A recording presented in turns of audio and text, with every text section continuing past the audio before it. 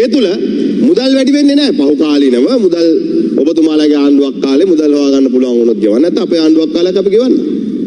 ඒ අවශ්‍ය කාරණේ. මේ ගරුව විකරුණා ගමතුමනි. ඒක අපි කරගන්නවා. විහිළුවක් වගේ තේරෙයි යනකොට. තව ටික දවසක් ඉන්න. තව ටික දවසක් ඉන්නකොට තේරෙයි. ගරු නියෝජක කතානායකතුමනි.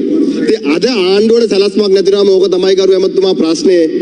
අපි කියනකොට ඔබතුමාලට විහිළුවක් වගේ දැනෙනවා. මොකද ඔබතුමාලට දීපු උපදේශ අනුව ඔබතුමාලා කියන පරණ කාලේ කියපු බොරු ටිකම ආයෙ රිපීට් කර කර ඉන්නවා. ඉතින් ඒ හින්දා ගරු කතානායකතුමනි නියෝජක කතානායකතුමනි අපි වැඩ පිළිලක් එක්ක ඉස්සරහට යෑම තමයි ඕන ආණ්ඩුවකින් බලාපොරොත්තු වෙන්නේ. මොකද අපි විපක්ෂයේ ඔබ තමුන්නාන්සලා ආණ්ඩුවේ කියලා ඔබ තමුන්නාන්සලා විපක්ෂයට පො කාලේ විදියට අපි මේ විනාශකාරීව හැසිරෙන සූදානම් නැහැ. අපි ඇත්ත කියනවා. අපි දකින්නේ අපි කියනවා. ඒක පිළිගන්නවද නැද්ද කියන එක ගරු ඇමතුමා ඔබතුමාගේ ප්‍රශ්නයක්. දැන් ඔබතුමාට වීමිලදී ගන්න බෑනේ අමාත්‍යාංශ තිබ්බට ඉම්පෝට් ගන්න විතරනේ පුළුවන්. දැන් ඒ දානක ඇමතුමා ඇහුවම කිව්වනේ වීමිලදී ගන්නවට අයිතියක් නැහැ කියලා.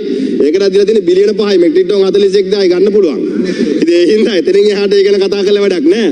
අර එතනින් එහාට ඒ ගැන කතා කරලා වැඩක් නැහැ ගරු ඇමතුමනි. මෙතුමාට වීමිල තීන්දුව කරන්න අයිතියක් නැහැ. මොකද වීමිලදී ගන්නේ තව එක්කෙනෙක් ඉම්පෝට් කරන්නේ මෙයා. මෙයාට සතසය සමුපකාරී විතරයි දුවන්න තියෙන්නේ. හැබැයි කෙසේ වෙතත් ගරු ඇමතුමා ඔබතුමා කියන්නේ නේ මේක ප්‍රශ්නේ තියෙන්නේ. මේක තියෙන රටේ අපේ ප්‍රතිපත්තිය සහ වැඩපිළිවෙල පිළිබඳව තමයි මෙතන ගැටලුව තියෙන ඔබතුමාලගේ. ඒක මේ හමුදාවේ. ගරු නියෝජක කතානායකතුමනි මෑත ඉතිහාසයේ පොලිසිය හමුදාව ගැන ලොකු කතිකාවතක් ගොඩනැගුණා මේ පාතාලේ විශේෂවීමත් එක්ක. අපි පොදුවේ සමස්තයක් විදිහට හමුදාවට චෝදනා කරනවා. යම් පිරිසක් යම් නීති විරෝධී කටයුත්තක් කරන්න පුළුවන්. ඒ කාරණේ පිළිබඳව නෙවෙයි මම මේ කතා කරන්නේ.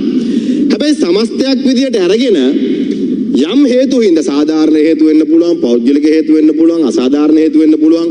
හමුදාවෙන් ත්‍රිවිධ හමුදාවෙන් අයින් වෙච්ච අයව අද සියලු දෙනාම මේ පාතාලෙක සම්බන්ධයි කියන එක රාමුවක් ඇතුළට දාලා ඒ අයව අත්අඩංගුවට ගන්නවා. ඉතින් මම හිතන්නේ ඒක තරම් සාධාරණ නෑ. යම් වැරදි කරපු පිරිසක් ඉන්නවනම් එයාට දඬුවම් දෙන්න ඒ පිළිබඳව ගැටලුවක් නෑ. හැබැයි අනිත් පැත්තෙන් පදන ආණ්ඩුවට පුළුවන් මේ පිළිබඳව මීට වඩා පුළුල්ව සංවාදයක් ගොඩනගලා නීති අනුකූලව අයින් වෙන්න කැමති අය ඉන්නවනම් දැන්ටත් ආමිකෙන් ඇබ්සන්ට් වෙලා ඉන්න අය ඉන්නවනම් ත්‍රිවිධ හමුදාවෙන් එයාට නීති අනුකූලව අයින් වෙන්න අවසරයක් දීලා නීති අනුකූලව අයින් කරවලා ඒ අනුව මොනිටරින් ප්‍රොසෙස් එකක් හදාගන්න. ඒ තුල ඔබ තමුන්නාසලා ඔය කරන් යන වැඩ පිළිවෙල යම් සාධාරණයක් සහ යම් සහායක් ලැබෙයි.